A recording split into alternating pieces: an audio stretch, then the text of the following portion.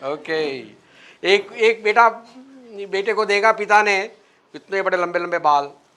तो पिता ने कहा ये क्या है, लड़की की तरह तुम बाल बढ़ा के चल रहे हो, काट लो इसको।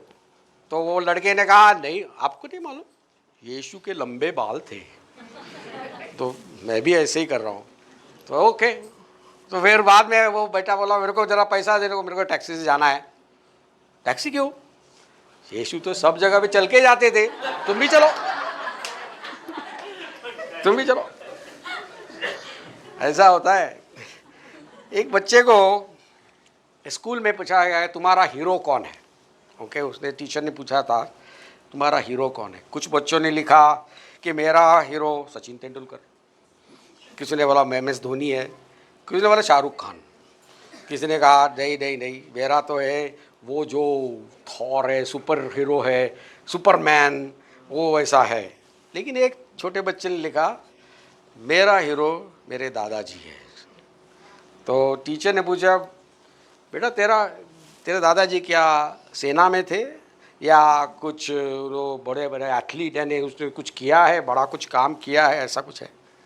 तो बेटे नहीं, ऐसा कुछ नहीं है, लेकिन मेरे दादाजी मेरे साथ समय बिताते थे, मेरे साथ वो सोते थे, मेरे कहानियाँ सुनाते थे, मेरी सारी बातें वो सुनते थे और मेरे लिए प्रार्थना भी करते थे, इसीलिए वो मेरे हीरो हैं। तो टीचर ने कहा सचमुच यही है एक सच्चा हीरो, सच्चा नायक। और ऐसे ही सच्चे नायक के लिए हम आज का उसके बारे में हम सुनने वाले हैं। ये सच्चा नायक है, उसके पीछे लोग नहीं जाते हैं, उनके पास बहुत बड़ा बैंक अकाउंट है, ऐसे भी नहीं है। ऑलराइट, ये हीरो का नाम किसी को मालूम भी नहीं होगा, लेकिन ये हीरो वो पिता है जो जिसको उसके बच्चे प्यार करते हैं। वो पिता है जिसको उसका परिवार उनकी कदर करता है, सम्मान देता है, और जिसका जो जीवन है वो परमेश्वर को दर्शाता है। वो ही है एक सच्चा हीरो। वो बच्चे उनको सम्मान देते हैं क्योंकि वो सम्माननीय है। कोई बताया इसलिए नहीं है, लेकिन सम्माननीय है। उनके पोते उनके पास दौड़ के आते हैं क्योंकि उनको अच्छा लगता है दादाजी के साथ रहने के लिए। वही है एक सच्चा हीरो। और जब आप ऐसे व्यक्ति को देखोगे, उसका सम्मान कीजिएगा। ऐसे व्यक्ति को देखोगे तो ऐसे ही ये है एक सच्चा आदमी, एक अच्छा आदमी है वो। आमीन। ज़रा आजू बाजू में देखो, ज़रा देखो, इस तरह से लोग हमारे पास आज है, यहाँ पे मौजूद है। ठीक है, शायद यहाँ पे आपके पति ना हो, आप सब माएँ हैं, यहाँ पे बहुत सारी माएँ हैं, आप भी शामिल है इसमें। ठीक है, आप भी इसी तरह से एक सच्चे हीरो हो। अगर आपके पति है घर में, यहाँ पे नहीं है, घर में है, तो उनको बताइए, खास करके बताइए आप सच्चे हीरो हो हमारे लिए। और ऐसे एक हीरो के बारे में आज हम देखना चाहेंगे।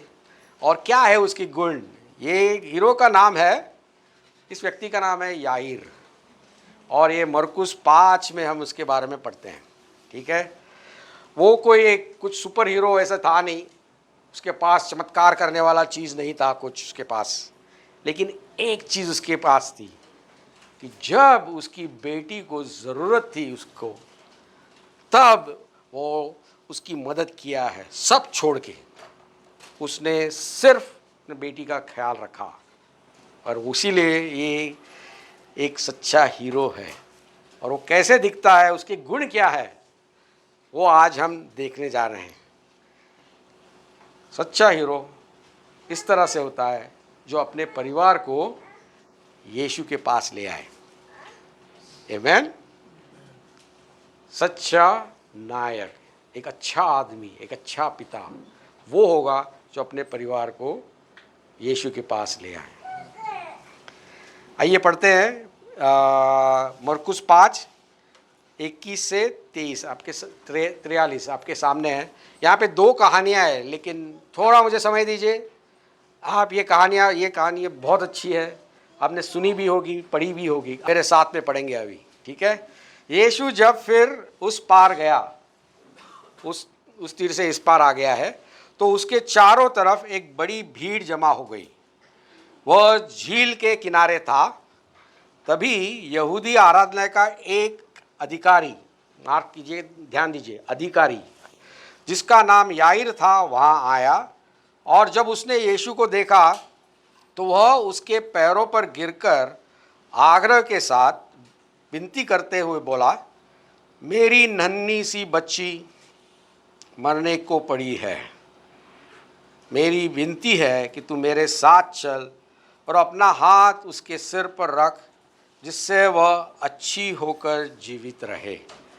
इस पिता का दर्द आप जरा जान लीजिएगा इसमें। तब यीशु उसके साथ चल पड़ा और एक बड़ी भीड़ भी उसके साथ हो ली। आप में से कितने लोगों ने ऐसा अनुभव किया है कि बेटा या बेटी बीमार है और आपका दिल कहीं और लगता भी नहीं, सिर्फ उसके ऊपर ही रखता है? हुआ है ऐसा? तो आप समझ सकते हैं इस पिता का दर्द क्या है, ठीक है। और यीशु भी समझता है ये दर्द, यीशु भी समझते हैं। इसलिए जब उस कहता है, तब यीशु उसके साथ तुरंत चल पड़ा, उसके साथ रुका नहीं। कहाँ है 4 दिन बाद, 5 दिन बाद? नहीं नहीं नहीं, उसी समय चल पड़ा है। लेकिन आगे देखते हैं। तो जैसे वो भीड़ आगे उसके साथ भीड़ उसके साथ हो ली, जैसे वह दबा जा रहा था, जिससे वो दबा जा रहा था भीड़ के कारण। ओके, स्क्रीन पे है, पढ़ सकते हैं आप। वही एक स्त्री थी जिसे 12 बरस से लगातार खून जा रहा था। ध्यान दीजिए, 12 बरस। ओके, वह अनेक चिकित्सकों के इलाज कराते कराते बहुत दुखी हो चुकी थी। डॉक्टर के पास बहुत गई थी वो। उसके पास जो कुछ था सब खर्च कर चुकी थी, पर उसकी हालत में कोई भी सुधार नहीं आ रहा था, बल्कि और बिगड़ती जा रही थी। जब उसने यीशु के बारे में सुना तो वह भीड़ में उसके पीछे आई और उसका वस्त्र छू लिया। ध्यान दीजिए, याईर इस समय है उसके साथ, इधर ही है, लेकिन यीशु दूसरा कोई ने उसको यीशु का ध्यान खींच लिया है। क्यों? विश्वास के कारण।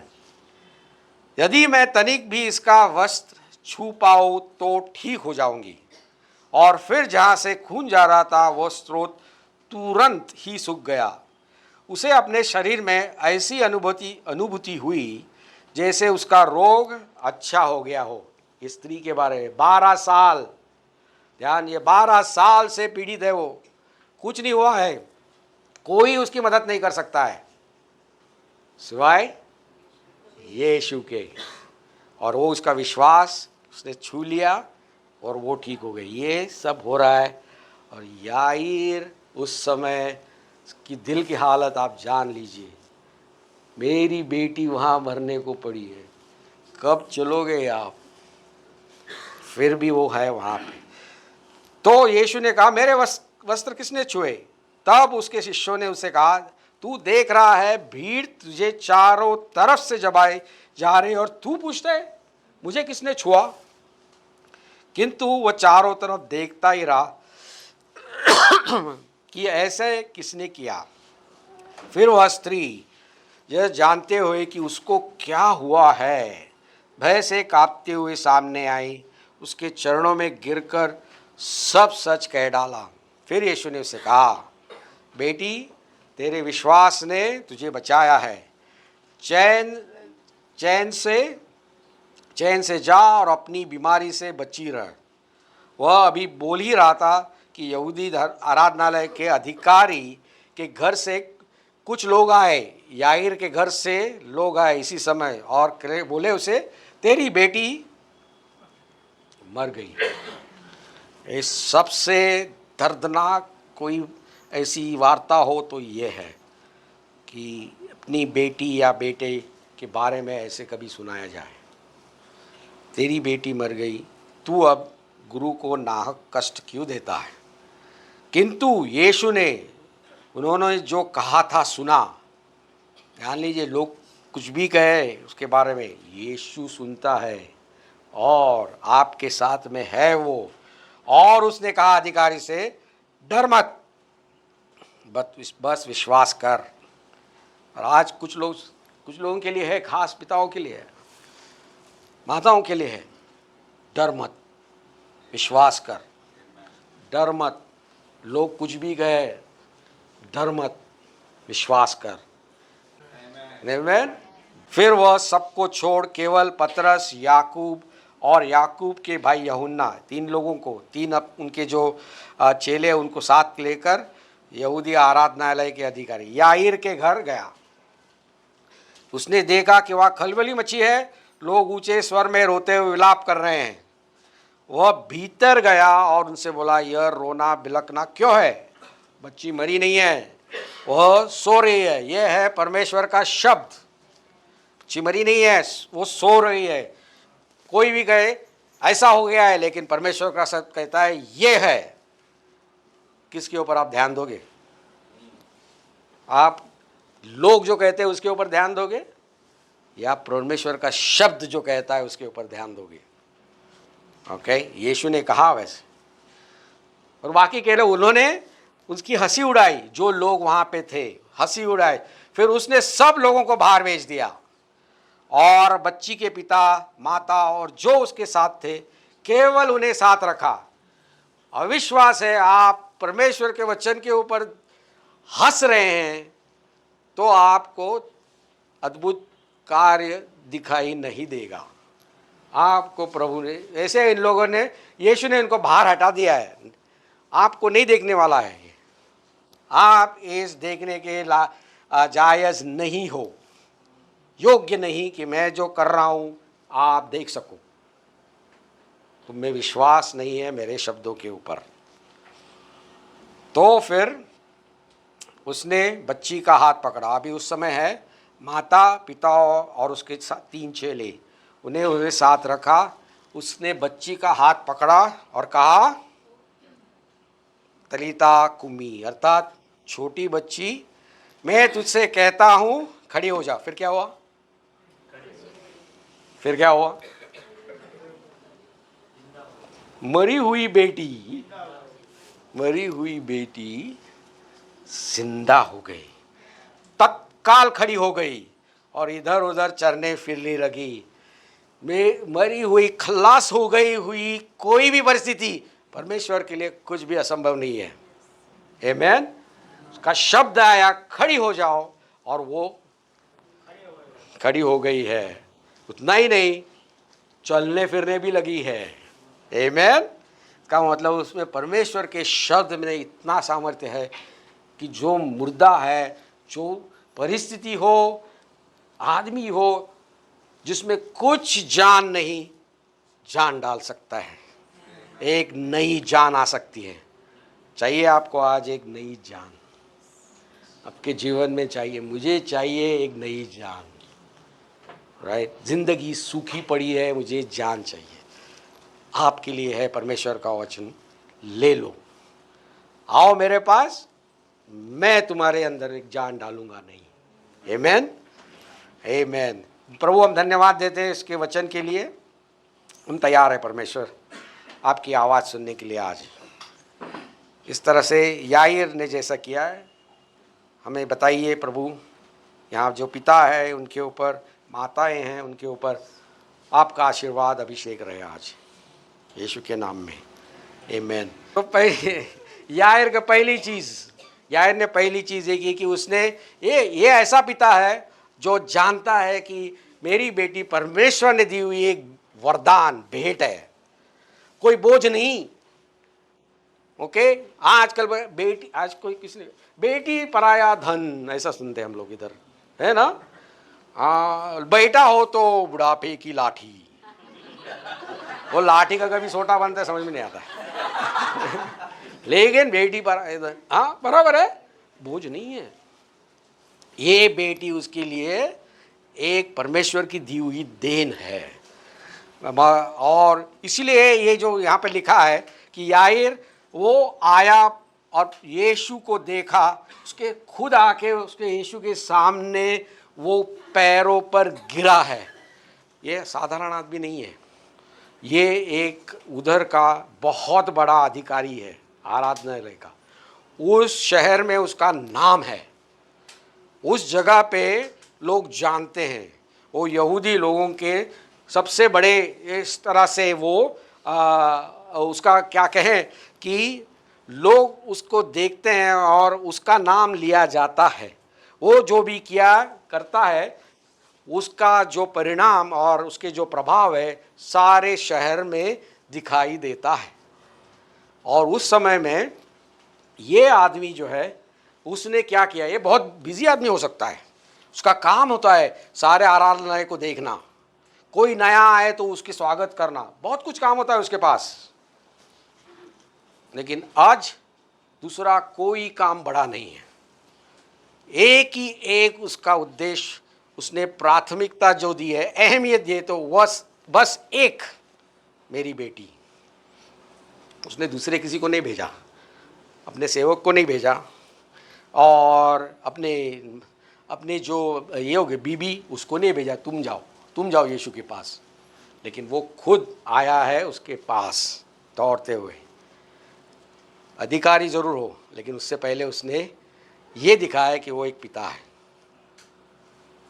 बाहर आप जो भी हो, आपका जो भी नाम हो, जो भी पद हो लोगों के सामने, लेकिन आप सचमुच कौन हो, आपकी पहचान क्या है, ये आपके घर वाले बताएंगे। ये है मैं पहले पिता हूँ और ये मेरी बेटी है। तो भजन संहिता 127:3 में लिखा है कि देखो, बालक बालिका प्रभु का उपहार है, गर्भ का फल प्रभु का एक दान है। ध्यान लीजिएगा, हर बच्चा, हर बेटी, एक माँ और एक बाप होने के नाते जान लीजिए, कैसे भी हो, एक परमेश्वर से आई हुई देन है। आमीन। दोनों अलग अलग हो सकते हैं, आपके पसंद के नहीं हो सकते। कोई काला होगा, गोरा होगा, छोटा होगा, बड़ा होगा, मोटा होगा, पतला होगा, जो भी है परमेश्वर की देन है। देखो, कोई भी बच्चा हादसा नहीं है। हमने प्लान नहीं किया होगा, सोचा नहीं होगा, परमेश्वर ने प्लान किया। उसके बिना कुछ भी नहीं होता, एक पत्ता भी नहीं गिरता है, मालूम है आपको। तो फिर एक परमेश्वर ने ही दिया हुआ बेटा है। तो आज प्रभु आपको कहना चाहे, माता या पिता, खास करके आज पिताओं का दिन, मैं पिताओं को बोलना चाहता हूँ खास, माता आप भी लीजिएगा, कोई बात नहीं। पिताओं के लिए आपने जो बलिदान दिया है, परमेश्वर ने देखा है अपने बेटों के लिए। काम में शायद आपने कभी कभी आप काम नहीं कर सके, पर अपने बेटों या बेटी के लिए उनकी मदद की है, परमेश्वर ने देखा है। ये आने वाले दिनों के लिए निवेश है आपका। आप दुनिया आपको धन्यवाद ना दे, लेकिन परमेश्वर कहे बहुत अच्छा। उसने अब्राहम के बारे में ऐसा लिखा था, ये उत्पत्ति 18:19 में लिखा है कि अब्राहम ये ऐसा व्यक्ति है, मैंने इसे चुना है अब्राहम को, कि वह अपने पुत्रों और परिवार को जो उसके पश्चात रहेंगे शिक्षा दे कि वे धार्मिकता और न्याय के कार्य करें। इसलिए अब्राहम को चुना कि वो अपने बच्चों की ऐसी देखभाल करेगा, उनके ऊपर ऐसे तरह से ध्यान देगा और इस तरह से सिखाएगा उनको परमेश्वर के पीछे चलने में। परमेश्वर का उनको ज्ञान वो देगा। ओके, और यही है, इसीलिए परमेश्वर ने भरोसा किया है अब्राहम को, क्योंकि वो जानबूझकर पूरे दिल के साथ एक मकसद के साथ अपने परिवार को आगे बढ़ा रहा था। आमीन। प्रभु के पास ले आ रहा था, राइट। और ये सबसे बड़ी प्रशंसा होगी किसी माता की या किसी पिता की, कि आप इस तरह से उसको प्राथमिकता दे रहे हैं, अपने परिवार को, अपने बेटों बेटी को प्रभु के पास लाने में। दूसरी बात यार ने ऐसा किया है कि उसने सारे अपने परिवार को, यीशु को अपने परिवार में बुलाया है, घर में बुलाया है। आमीन। मार्कुस 5:24 में लिखता है कि यीशु उसके साथ चला। उसने ये नहीं कहा भाई आप सिर्फ आप शब्द बोलो हो जाएगा, आप सिर्फ बोलो, आप कहने की ज़रूरत भी नहीं है, आप जब बोलो बस। नहीं, लोगों ने बोला चलो मेरे साथ मेरे घर आ जाओ। आमीन। ये बहुत अच्छा है, उसने अपने घर में बुलाया है। आपका घर का वातावरण कैसा है? किस चीज़ को आप घर में न्योता देते हो? सबसे पहले तो टीवी है, टीवी को अपने घर में लेके आओ। घर में आपको टीवी है तो उसमें आपका वातावरण रहेगा हिंसा, मारामारी, गुस्सा। क्यों? टीवी पे वही चलता है आजकल, बराबर है। दूसरा, अगर आप मोबाइल फ़ोन को लेके आते हैं, मोबाइल फ़ोन सबके पास है। कितने लोगों के पास मोबाइल फ़ोन है?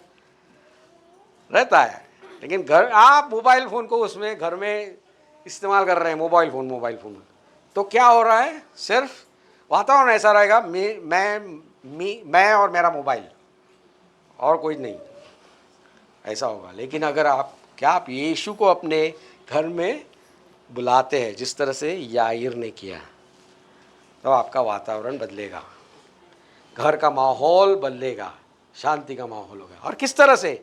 क्योंकि ये जो है पहली बात उसने की उसमें कि उसने प्रार्थना, यानी उसके पैरों पे गिर के उसने उसको बुलाया है। ये एक प्रार्थना का एक आविष्कार है। इस तरह से आप प्रार्थना करते हो अपने अपने बेटों के लिए, बेटियों के लिए। बहुत सारे पिता हैं, माता भी है, चिंता करते हैं क्या होगा मेरे बेटे का आगे, इतने से तो मार्क मिले हैं, क्या होगा आगे, मेरी बेटी को क्या होगा, सुंदर नहीं है वो, क्या होगा आगे। चिंता करते हैं कितने लोग अपने, यानी जिस तरह से हम दुनिया जैसे कहती है वैसे कहते हैं। शादी, उसके बाद उसका यानी आरोग्य है, शादी, पोता, इतने सारे बातें। लेकिन याईर हमको बताता है कि हम ये सारे, जो मजबूत जैसा आदमी हो, पिता हो, प्रार्थना करता है, घुटने टिकता है यीशु के सामने। आमीन। जब मेरे बच्चे छोटे थे तब हम प्रार्थना करना चालू किया था उनके, किसके लिए? कि वो प्रभु के राज्य में आए। हमारे घर में है इसका मतलब नहीं कि वो ऑटोमेटिक क्रिस्ती हो जाएंगे, बिल्कुल नहीं। हमने उनके लिए प्रार्थना चालू किया। और मैं खास करके धन्यवाद देता हूँ हमारे यहाँ पे जो संडे स्कूल है। संडे स्कूल पे यहाँ पे टीचर्स कौन है? हम, हाँ, रेचल है, और कौन है? मुस्कान है, सिखाते हैं। और कौन? और आप है, मेरी है यहाँ पे। जरा हाथ दिखाइए ना, आप जरा खड़े हो जाएंगे। एक मिनट जरा खड़े हो जाए, पूरा खड़े हो जाए, आधा भी नहीं, पूरा खड़े हो जाए। ये जो है मेरे बेटे संडे स्कूल में जाते थे, वहाँ पे उन्होंने यीशु के बारे में सुना, और वहाँ पे उन्होंने यीशु को ग्रहण किया है। घर में भी है, लेकिन खास करके इधर। इनके लिए तालियां भाई लोग, सब लोग तालियां। ये लोग आपके बेटों को, बेटियों को सिखाते हैं। बहुत बढ़िया, बहुत बढ़िया, हम प्रशंसा करते हैं। आइए बैठ जाए। Thank you. उसके यहीं ऐसे ही संडे स्कूल में उन्होंने बपतिस्मा के बारे में सुना। हम प्रार्थना कर रहे हैं, हमको ज़बरदस्ती नहीं करेंगे, लेकिन बहुत ही जल्दी, मतलब 10 साल की उम्र था अर्पण और 12 साल का था हर्ष, उन्होंने बपतिस्मा लिया है। सब जानते, उन्होंने यहाँ पे सुना। घर में हमने सिखाया, लेकिन यहाँ पे भी सुना है क्या होता है। आमीन। तो खास करके मैं कहता हूँ, पिताओं, माताओं, आप भी अपने बच्चों के लिए प्रार्थना करना रुकना नहीं, कभी भी नहीं। परमेश्वर आपकी हर एक प्रार्थना सुनता है। आमीन। आप यीशु जो है ये खुद वचन है। आप यीशु को बुलाते, जैसे आप परमेश्वर का वचन आपके घर में बात करते हैं, बताते हैं, तो इसे फिर यीशु उसी तरह से घर में आते हैं। आमीन। तीसरा जो सबसे बड़ा है, आपका उदाहरण। किस तरह से आप लोग उनके सामने पेश आते हो, जब वो देखते हैं कि आप खुद आराधना करते हो, जब वो देखे कि आप खुद वचन पढ़ते हो, जब वो देखे कि आप प्रार्थना करते हो, आपके बच्चे भी करना चालू होते हैं। आमीन। ये याईर दिखाता है किस तरह से यीशु के सामने नम्र होना। शायद ध्यान दीजिए, शायद उसकी उसकी जो बेटी है वो कहे कि ये है मेरा पिता जो यीशु के सामने झुका था, जिसके घुटने यीशु के सामने झुके थे। आमीन। तो याईर पहले तो है कि अपने बेटी को उसने परमेश्वर का देन माना है। याईर ने फिर यीशु को अपने घर में न्योता दिया, बुलाया है। तीसरी बात है कि ये जो पिता है वो जब भी मुश्किल भी आती है, जीवन में कठिनाई भी आती हो, फिर भी वो विश्वास करना नहीं छोड़ता है। आमीन। विश्वास करना उसने नहीं छोड़ा। ये जैसे रास्ते में मैंने बताया कि जैसे वो रास्ते में जा रहा है, याईर जा रहा है, तो फिर रास्ते में रुकावट आ गई है। कोई भी रुकावट है। अभी इस तरह रुकावट ये आई कि ये स्त्री ने यीशु को रोका है, यीशु रुक गया है उस स्त्री के कारण, लेकिन याईर उस जगह पे खड़ा है। और जैसे ऐसे कई रुकावट आपके भी जीवन में आ जाए, क्या करे? उस समय में याईर ने क्या किया होगा? याईर उस समय खड़ा है और वो देख रहा है किस तरह से इस स्त्री जो है 12 साल से, और ध्यान दीजिए ये उसकी लड़की भी 12 साल की है, उसकी लड़की 12 साल की है, और ये जो स्त्री है 12 साल से उसको खून बह रहा है, और वो देख रहा है परमेश्वर ने क्या किया है उसके लिए। विश्वास बढ़ गया होगा उसका। अगर आपको रुकावट आए तो ध्यान से सुने कि आप देखें किस तरह से प्रभु दूसरों के जीवन में कार्य कर रहा है। गवाही के द्वारा आपके जीवन में भी वो विश्वास तैयार होगा। आमीन। और बहुत सारे लोग ऐसा है कि ऐसे खेद लेके चलते हैं। आज भी शायद पिता आप हो, मन में खेद है कि ऐसा नहीं हुआ है।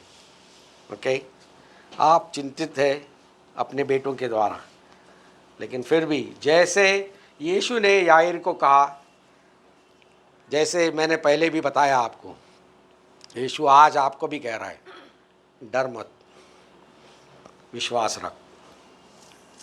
उसने कहा है डर मत, विश्वास रख। ओके। और अंतिम चौथी बात मैं बताना चाहता हूँ जो याईर ने की सबसे ज़्यादा, और वो है, ध्यान दीजिए कि वो अकेला नहीं था। आप भी अकेले नहीं हो।